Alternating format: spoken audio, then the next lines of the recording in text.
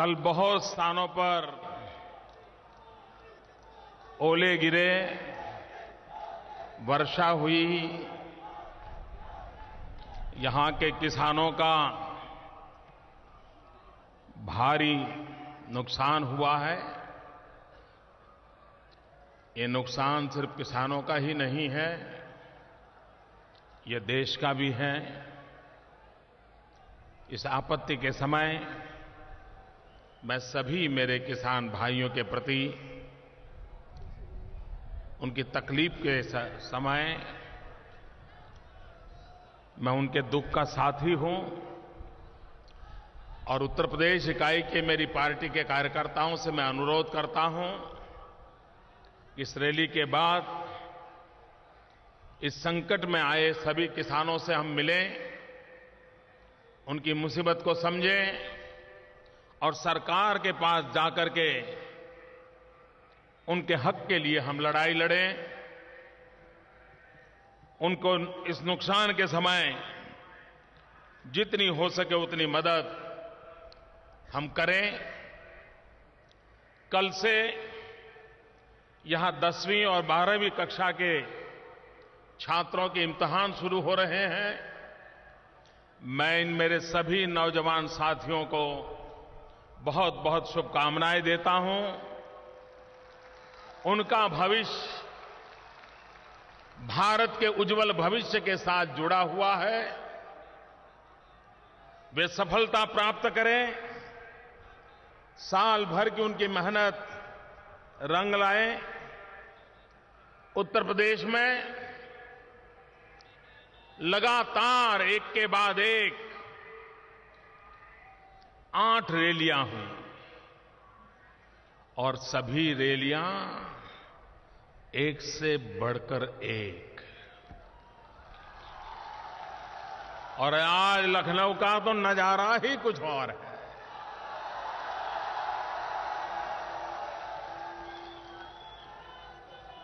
एक केसरिया समंदर दिखाई दे रहा है, केसरिया समंदर।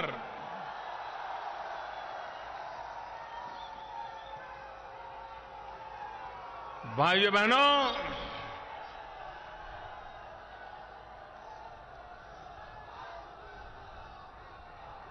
अभी तो चुनाव की गर्मी शुरू होना बाकी है। उसके बावजूद भी ये जन समर्थन, ये जन सैलाब, ये साफ साफ लग रहा है भाजपा की आंधी चल रही, आंधी चल रही।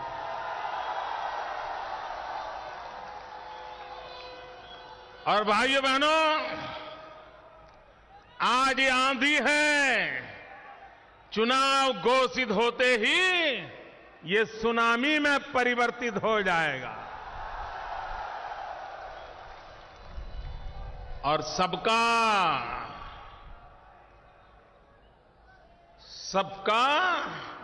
विनाश तय है। स यानी सपा, ब यानी बसपा, का यानी कांग्रेस।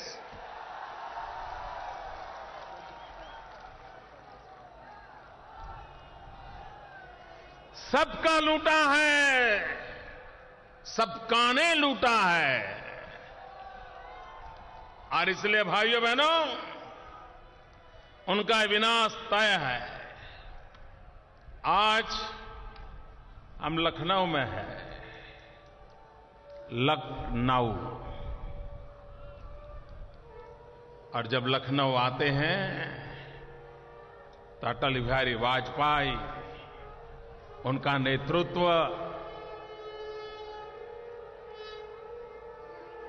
बहुत कुछ उनसे सीखना मिला है।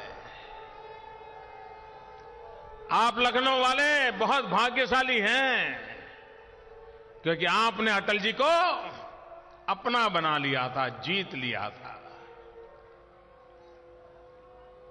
भाइयों बहनों, ऐसा कहा जाता है, शाम अवध सुबह बनारस। ये रुतबा पूरे उत्तर प्रदेश का है। और जब लखनऊ की बात आती है तो लोग कहते हैं मुस्कुराइए, आप लखनऊ में हैं। भाइयों बहनों, ये कोई सामान्य सिद्धि नहीं है आपकी। आज ऐसे शहर में आया हूं जिसकी अपनी पहचान सदियों से है, अदब और तहजीब की रही है। लखनऊ यानी तहजीब, लखनऊ यानी अदब। लेकिन भाइयों बहनों, पिछले कुछ वर्षों से ऐसी सरकारियों ने ऐसा डेरा तंबू डाला है, इन शासन में बैठे हुए लोग, इसके पहले शासन में बैठे हुए लोग, इन लोगों के कारनामे ऐसे रहे हैं कि जो लखनऊ अदब और तहजीब से जाना जाता था, उसी लखनऊ में शासन करने वाले लोगों ने उसे भुला दिया है और तहबाजारियों को अपने बगल में बिठा दिया है। आज तहजीब पर तहबाजारिये हावी हो गए हैं। भाइयों बहनों, मैं यहां की जनता से प्रार्थना करता हूं कि आपकी वो जो विरासत है, जो सदियों से पली बढ़ी है, उस विरासत को तबाह करने का किसी को अवसर न दें। भाइयों बहनों, यहां पर शासन में बैठे हुए लोग इसे तबाह करने पर तुले हुए हैं। अब ये उत्तर प्रदेश में, एक लखनऊ में अब कव्वाली की तान नहीं है, सिर्फ राजनीति का ताना बाना बचा है। अब यहां संगीत की बंदिश नहीं है, बदमाशों का बोलबाला है। अब यहां तबले पे थाप नहीं है, यहां पर दिन रात गुंडों की थप्पड़ें ही दिखाई दे रही है। संगीत के सुर नहीं है, कट्टे और बंदूकों की आवाज सुनाई दे रही है। गोमती का वो वैदिक स्वरूप नहीं, ऐसे लग रहा है गंदी नाली बना दी गई है। क्या हो गया हमारे उत्तर प्रदेश को? हम भी वही हैं, तुम भी वही हो। बदलता है रंग आसमां कैसे कैसे। भाइयों बहनों, अटल बिहारी वाजपेयी जी कहा करते थे कि दिल्ली का रास्ता लखनऊ से गुजरता है। भाइयों बहनों, जो गर्व से अटल बिहारी वाजपेयी लखनऊ की बात करते थे, उसमें बहुत बड़ा वजन है, बहुत बड़ी ताकत है। और उसी से प्रेरणा लेकर के मैं आज लखनऊ की धरती पर कहना चाहता हूं, समृद्ध भारत का सपना तभी पूरा होगा जब उत्तर प्रदेश, समृद्ध उत्तर प्रदेश की नींव मजबूत होगी। समृद्ध उत्तर प्रदेश की नींव मजबूत हुए बिना समृद्ध हिंदुस्तान संभव नहीं है। और इसलिए भाइयों बहनों,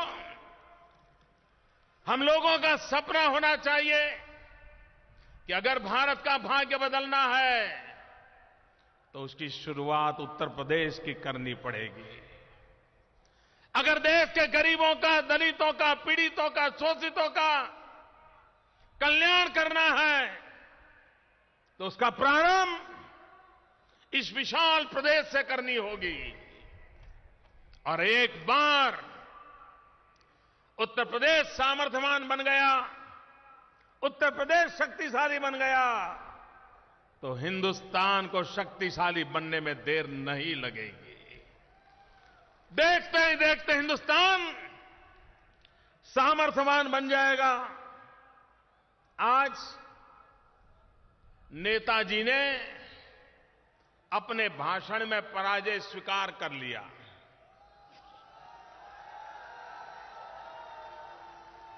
अभी अभी वो भाषण कर रहे थे, मुझे जानकारी मिली, नेताजी कह रहे थे, मोदी जी रैलियों में भीड़ इकट्ठे में करने में मुकाबला मत करो।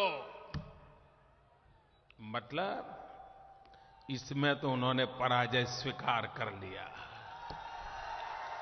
कि वो मोदी की रैलियों की भीड़ में मुकाबला नहीं कर सकते। और दूसरा भी पराजय स्वीकार कर लिया। उन्होंने कहा मोदी जी विकास के मुद्दे पर मुकाबला करें। भाइयों बहनों, मैं विकास की राजनीति का पक्ष कर रहा हूं। मैं देश के राजनेताओं को, राजनीतिक दलों को 10 साल से कह रहा हूं कि वोट बैंक की राजनीति छोड़ो, विकास की राजनीति के मुद्दे पर आओ। आज मुझे खुशी है कि नेताजी को भी अपने पुराने रास्ते छोड़ करके आज अपने भाषण में विकास की चर्चा करने के लिए मजबूर होना पड़ा है। ये उनका दूसरा पराजय है। भाइयों बहनों, नेताजी आप गुजरात की आलोचना कर रहे हो, अच्छा होता आप अपने उत्तर प्रदेश के काम का हिसाब देते। उत्तर प्रदेश को आप कहां से कहां ले गए, जरा जनता को उसका हिसाब देते। लेकिन गुजरात का भी वो झूठ फैला रहे हैं। भाइयों बहनों, मैं उत्तर प्रदेश के लोगों को पूछना चाहता हूं, आपको बिजली मिलती है? जरा जोर से बोलिए। बिजली मिलती है? गांव में बिजली आती है? किसान को बिजली मिलती है? घरों में बिजली मिलती है? क्या शहरों में भी पूरी बिजली मिलती है? नेताजी जरा गुजरात जाकर के देख के आइए। 24 घंटे 365 दिन बिजली मिलती है नेताजी। और आपके यहां तो बिजली में भी रिजर्वेशन है। नेताजी के इलाके में तो बिजली मिलेगी, लेकिन जनता जनार्दन को बिजली न मिले, ये तो आपके कारनामे हैं।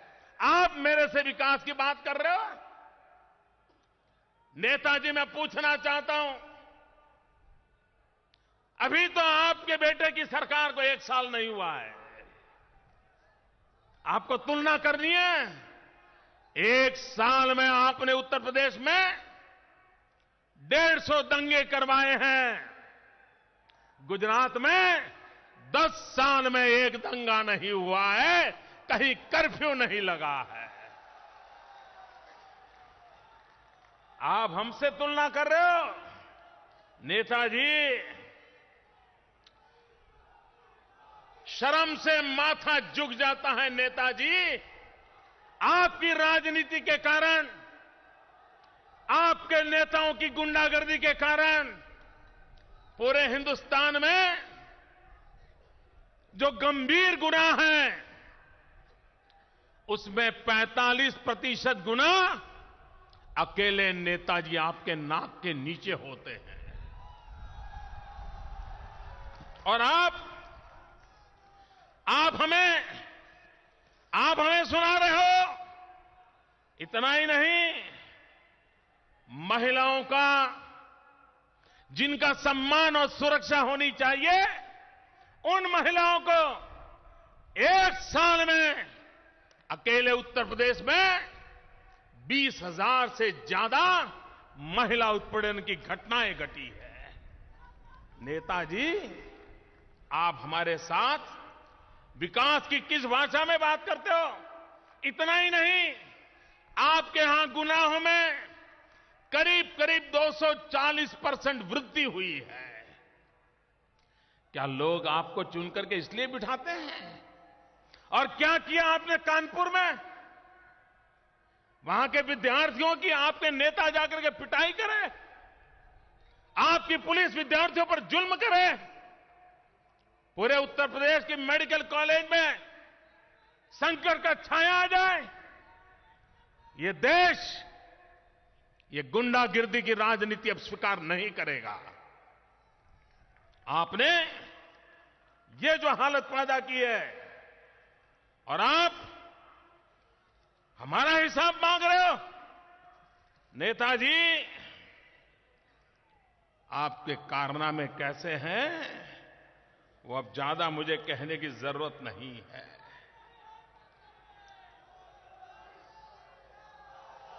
अब समाजवादी पार्टी में भी दो खेमे हो गए हैं। समाजवादी पार्टी में भी दो खेमे हो गए हैं। एक खेमे का नाम है समाज विरोधी पार्टी और दूसरे खेमे का नाम है सुखवादी पार्टी। वो सुख और मौज में पड़ गए हैं। ये सुखवादी पार्टी है, ये समाज विरोधी पार्टी है। नेताजी, आपकी राजनीति भले चलती हो, लेकिन मेहरबानी करके राम मनोहर लोहिया जी का नाम लेना बंद कीजिए। उनके आत्मा को कितनी पीड़ा होती होगी। ये नाच गान के नजारे, ये रिलीफ कैंप में बच्चों की मौत, राम मनोहर लोहिया जी को कितनी पीड़ा देती होगी। और नेताजी, कुर्सी सब कुछ नहीं होती है, उससे भी आगे जनता जनार्दन के सपनों को पूरा करने का एक बड़ा दायित्व होता है। नेताजी, आप विकास की बात कर रहे हैं। आज गुजरात में विकास का एक पैमाना होता है प्रति व्यक्ति आय। भाइयों बहनों, उत्तर प्रदेश की प्रति व्यक्ति औसत आय सिर्फ 26,000 रुपया है और गुजरात की प्रति व्यक्ति आय 75,000 रुपया है। 75,000। ये ऐसे नहीं आया। भाइयों बहनों, पूरा बड़ा इतना उत्तर प्रदेश गुजरात से 10 गुना बड़ा उत्तर प्रदेश है, लेकिन उत्तर प्रदेश के सिर्फ 10,000 गांवों में बिजली जा रही है। गुजरात के 100% गांवों में बिजली जाती है। घरों में बिजली। नेताजी, आपके उत्तर प्रदेश में 40% परिवारों को भी अभी बिजली नहीं पहुंची है। गुजरात में 99% परिवारों में बिजली पहुंच चुकी है। भाइयों बहनों, वादे करना, आप गुजरात के विकास की बात करते हो। मैं जरा पूछना चाहता हूं, नेताजी, आपने मेरे से गुजरात से शेर मांगे थे, शेर, बब्बर शेर। मैंने कहा ठीक है, दे दो भाई।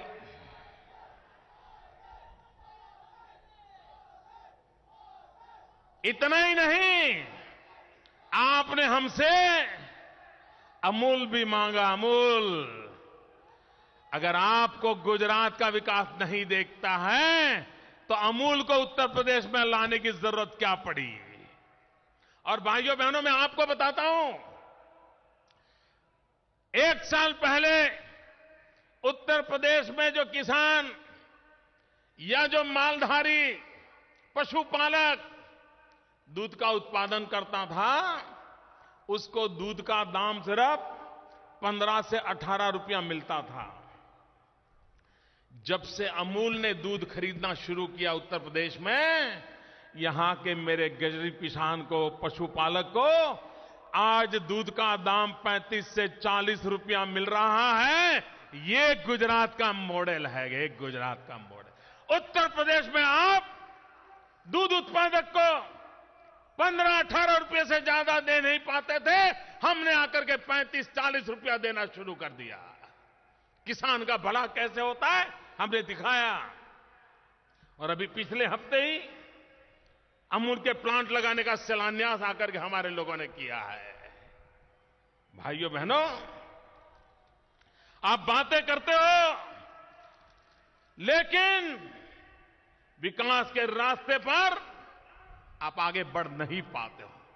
भाइयों बहनों, आज मैं गर्व से कह सकता हूं, उत्तर प्रदेश में सब कुछ है, बहुत सामर्थ्य है। ये मुरादाबाद का पीतल, ये फिरोजाबाद का ग्लास, ये सहारनपुर की लकड़ी, ये बनारस की सिल्क साड़ी, ये मिर्जापुर का कालीन, ये सीतापुर फतेहपुर सिकरी का दरिया, ये कानपुर का चमड़ा, ये अलीगढ़ के ताले, ये कन्नौज का इत्र, फर्रुखाबाद का हैंड ब्लॉक, आगरा के जूते, क्या कुछ नहीं है। लेकिन आपने उनके विकास के लिए कुछ नहीं किया। ये सारी चीजें दुनिया के बाजार में डंका जमा सकती थी, लेकिन आपको विकास क्या करना, कैसे करना, इसकी चिंता ही नहीं है, क्योंकि आप वोट बैंक की राजनीति में तुले हुए हो। भाइयों बहनों, मेरे गुजरात में पतंग का उद्योग है और ज्यादातर हमारे यहां पतंग के काम में गरीब मुसलमान परिवार लगा हुआ है। जब मैं नया मुख्यमंत्री बना तो पतंग उत्पादन 35-40 करोड़ रुपए का था। हमने उस पतंग में भी जान भर दी और वो व्यापार आज 500 करोड़ का हो गया, 500 करोड़ का। विकास कैसे किया जा सकता है, विकास को लेकर के गरीब से गरीब का भला कैसे किया जा सकता है, ये हमने करके दिखाया है। आप लोग एक तरफ ये सपा हो, बसपा हो, कांग्रेस हो, ये वोट बैंक की राजनीति ने देश को तबाह किया है और वोट बैंक की राजनीति में मुस्ताक इन लोगों ने भ्रष्टाचार में भी कोई कमी नहीं रखी है। बेतनाह। और आपके उत्तर प्रदेश के मंत्रियों का नाम देख लीजिए जो दिल्ली में बैठे। एक मंत्री कोयला खा गए, मालूम है ना। आपके उत्तर प्रदेश के एक सज्जन जो दिल्ली में मनमोहन सिंह जी की सरकार में बिराजते हैं, कोयला खाने पर उन पर आरोप लगा हुआ है। और दूसरे मंत्री दुनिया में जाकर के ढिंढोरा पीटते हैं और घर में अपंग, अंध, अपाहिज उनके पैसों से भी मलाई खा लेते हैं। भाइयों, गंभीर आरोप लगे हैं उन पर। एनजीओ के नाम पर अपंग को, विकलांग को जो सुविधाएं मिलनी चाहिए उसमें से भी भ्रष्टाचार करने की आदत नहीं छोड़ते हैं। और एक तीसरे मंत्री ऐसे हैं, जब उन्होंने सुना कि एनजीओ का भ्रष्टाचार का, उन्होंने कहा 70 लाख का भ्रष्टाचार नहीं हो सकता। हमारे केंद्र का मंत्री 70 लाख का भ्रष्टाचार नहीं कर सकता, 70 करोड़ होता तो मैं मान लेता। बेशर्मी की भी तो कोई सीमा होती है भाइयों, बेशर्मी की तो सीमा होती है। इतना ही नहीं, यहां पर एक मंत्री की भैंस खो गई।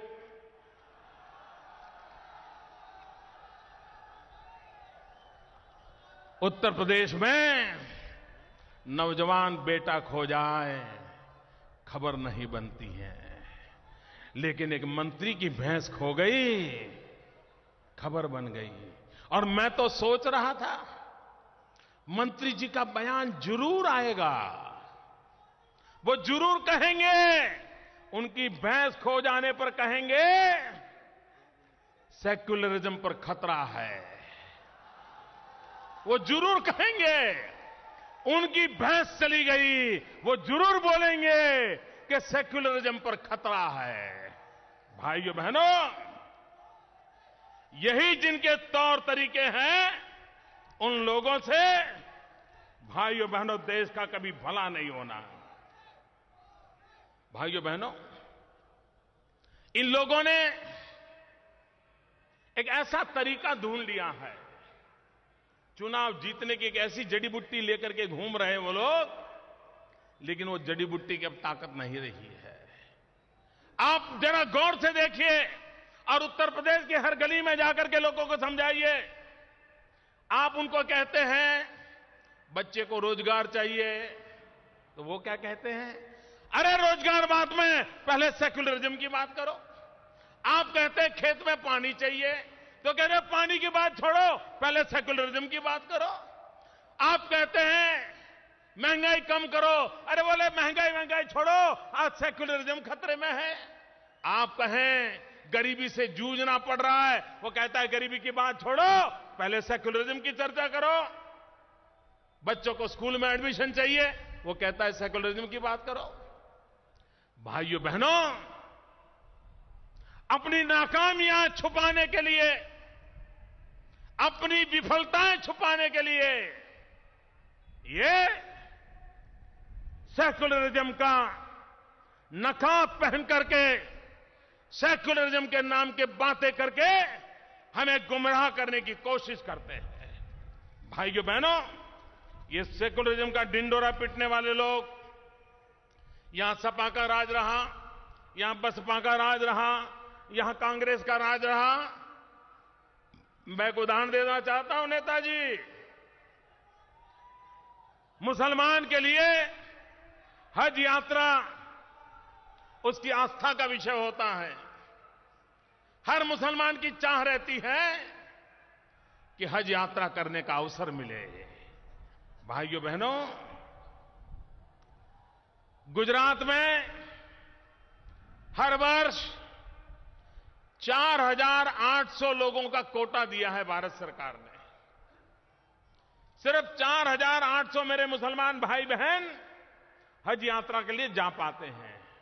लेकिन जब अर्जी मंगवाते हैं, एप्लीकेशन मंगवाते हैं, तो गुजरात में एप्लीकेशन आती है 38,000 अर्जी आती है।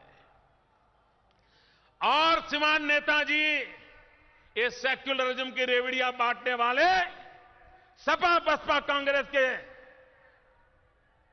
वोट बैंक की राजनीति करने वाले लोग, आपके राज्य में क्या हाल है? आपका कोटा है 32,000 का, उत्तर प्रदेश का कोटा है 32,000 का, और अर्जी कितनी आती है? मुश्किल से 35,000 अर्जी आती है। अगर यहां के मुसलमान की आर्थिक स्थिति अच्छी होती तो वो भी हज के लिए अर्जी करता, लेकिन आपने उसको बर्बाद करके रखा है, गरीब बना करके रखा है, उसको इंसान नहीं एक वोट का टुकड़ा समझ कर रखा है, उसको बर्बाद करके रखा हुआ है। भाइयों बहनों, जो लोग सेक्युलरिज्म की चर्चा करते हैं उनसे मैं कहना चाहता हूं, और भाइयों बहनों, ये भेद समझने की आवश्यकता है।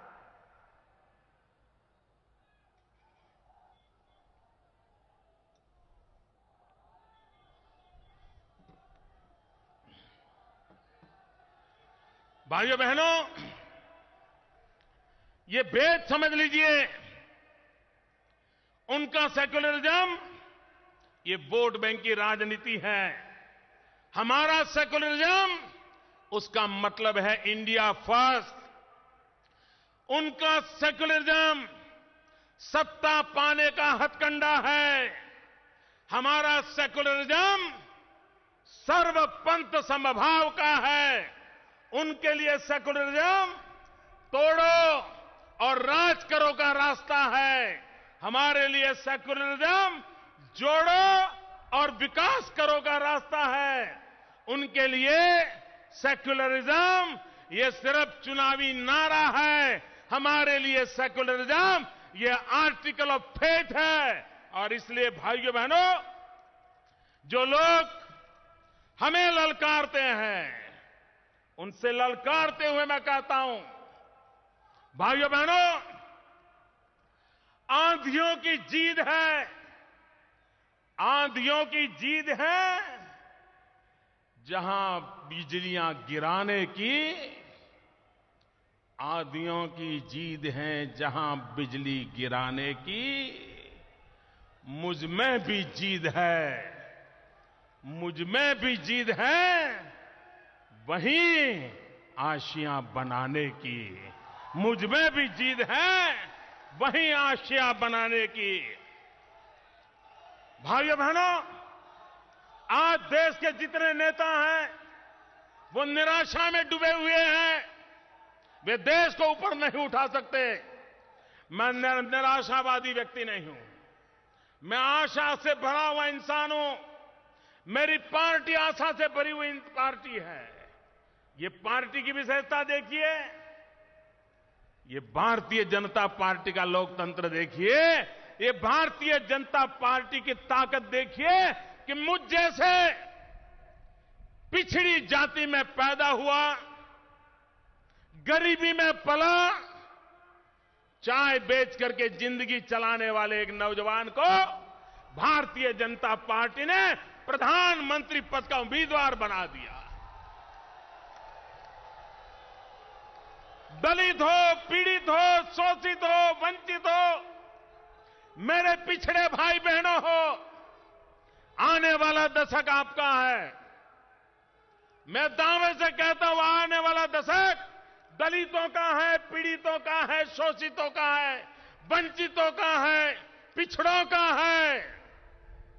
आने वाले 10 साल में ही उनकी जिंदगी में बदलाव लाने का हमारा संकल्प है। और इसलिए भाइयों बहनों, जब हौसले कमजोर होते हैं तो परिस्थितियां समस्या बन जाती है।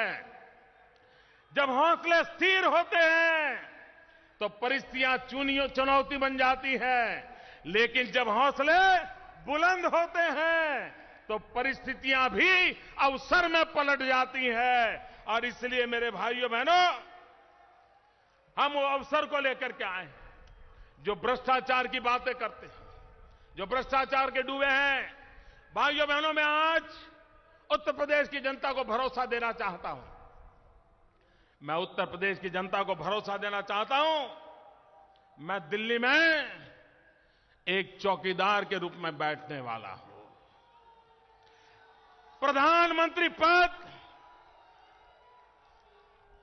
उससे भी मेरे लिए महत्वपूर्ण बात है एक चौकीदार का काम। और मेरे उत्तर प्रदेश के भाइयों बहनों, दिल्ली की तिजोरी पर, देश की तिजोरी पर मैं किसी का पंजा नहीं पड़ने दूंगा। कोई हाथी पे बैठ के आए उसका भी पंजा नहीं पड़ने दूंगा। कोई साइकिल पे सवार होकर के आए उसका भी पंजा नहीं पड़ने दूंगा। ये मैं आपको विश्वास दिलाने आया हूं। भाइयों बहनों,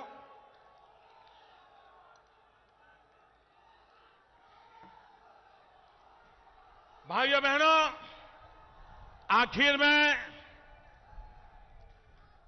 मेरे मन के भावों को व्यक्त करने वाली एक कविता मुझे किसी ने भेजी है।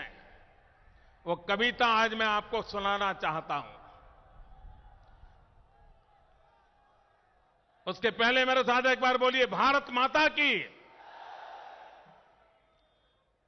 भाइयों बहनों, एक कविता मैं मानता हूं आज की स्थिति में सब सवालों के जवाब देती है।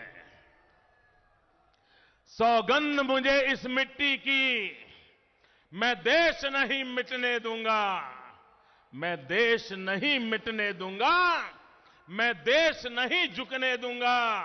सौगंध मुझे इस मिट्टी की। मेरी धरती मुझसे पूछ रही, मेरी धरती मुझसे पूछ रही, कब मेरा कर्ज चुकाओगे। मेरा अंबर मुझसे पूछ रहा, कब अपना फर्ज निभाओगे। मेरा वचन है भारत मां को, मेरा वचन है भारत मां को, तेरा शीश नहीं झुकने दूंगा। सौगंध मुझे इस मिट्टी की, मैं देश नहीं झुकने दूंगा।